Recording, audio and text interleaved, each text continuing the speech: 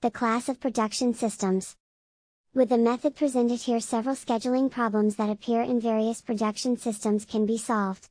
In a discrete manufacturing, different jobs are needed to produce a final product that is composed of several components.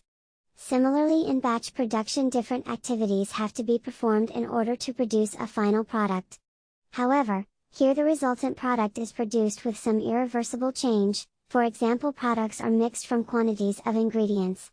Different management systems, ERP, can be applied for different types of production systems to plan the production process activities.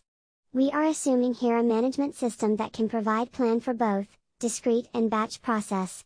The system generates work orders that interfere with the demands for the desired products. Different jobs/procedures are needed to produce a desired product. Set of operations needed to produce one item represent a job.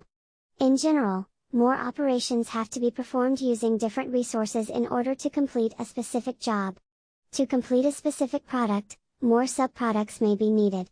To list these components, a BOM is used in discrete manufacturing and formulas in batch manufacturing. These components determine sub-jobs that are needed to manufacture a parent item. In this way, the general scheduling problem is defined that can be applied both in discrete or batch production environment and can be given as: N jobs are to be processed, J equals JJ, J equals 1, N. R resources are available, M equals me, I equals 1, R. Each job G is composed of NJ operations, OJ equals OJ, K equals 1, NJ.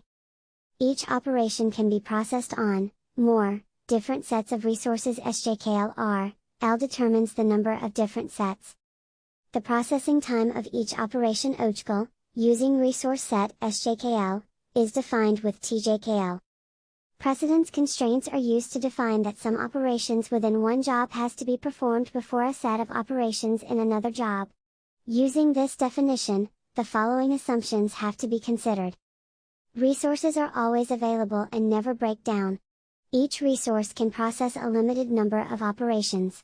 This limitation is defined by the capacity of resources. Operations are non-preemptive. When an operation is performed, it is desirable to free the resources so that they can become available as soon as possible. Intermediate buffers between processes are common solutions. It is common for batch processes that successive operations need to be performed on the same resource as predecessor. In this case, the resource is free when the last operation is finished. Processing times are deterministic and known in advance. Work orders define the quantity of desired products and the starting times. Orders that are synchronized in time are considered jointly.